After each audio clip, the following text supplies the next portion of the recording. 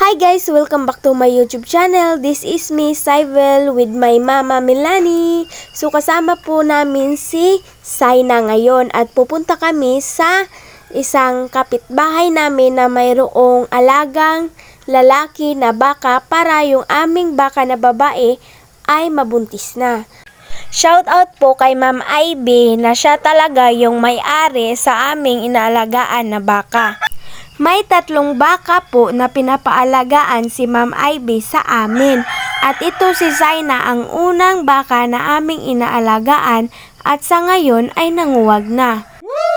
Huwag po kayong magtataka na ang aming mga baka dito ay nilalagyan talaga namin ng mga ngalan. So si Saina po ang ngalan na aming daladala dito. At yung dalawa naman na natira doon sa amin, ang ngalan nun ay si Minnie at saka si Pidi.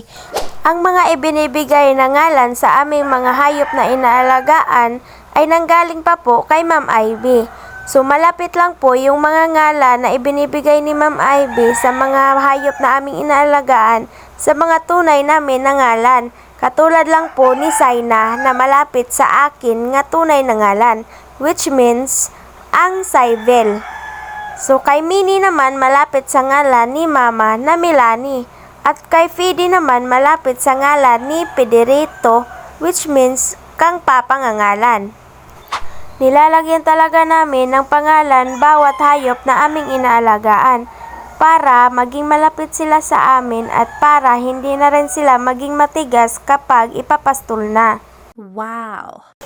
May kalayuan pa po yung aming lalakarin ngayon ni Mama, kaya manood po kayo hanggang dulo para masubaybayan nyo kung ano ang susunod na mangyayari.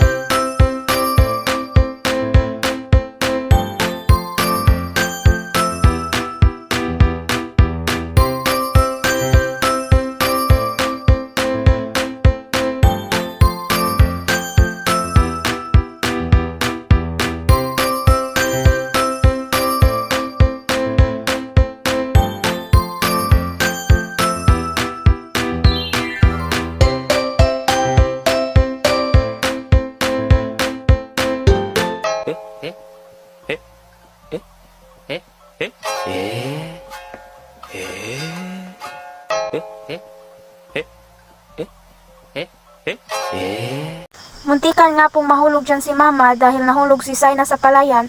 Ang nakakatawa lang dahil nakunan ko pa talaga.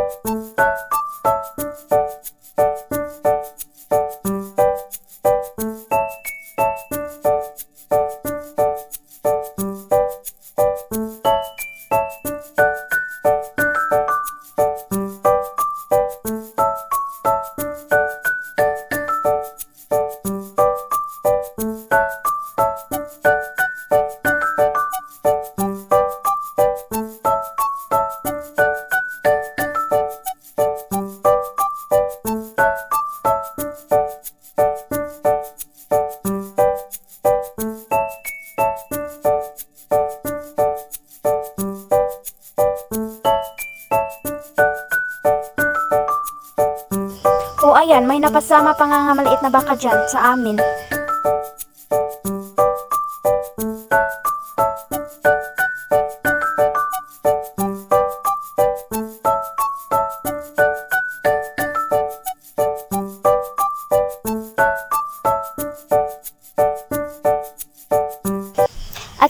guys, sa wakas nakarating na tayo sa bahay ng aming kapitbahay na mayroong alagang lalaki na baka. At ayan, nag-usap po sila ni mama na kung pwede ba yung aming baka ay matakmagan ngayon. Hindi lang po yan yung kanilang pinag-uusapan, kundi pati na rin yung aming mababayaran kung ang aming baka ay matakmagan talaga.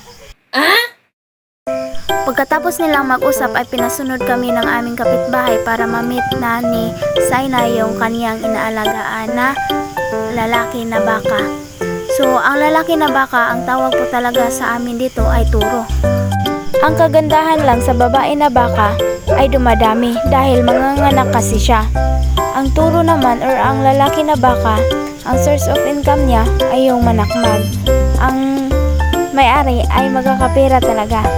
Wow!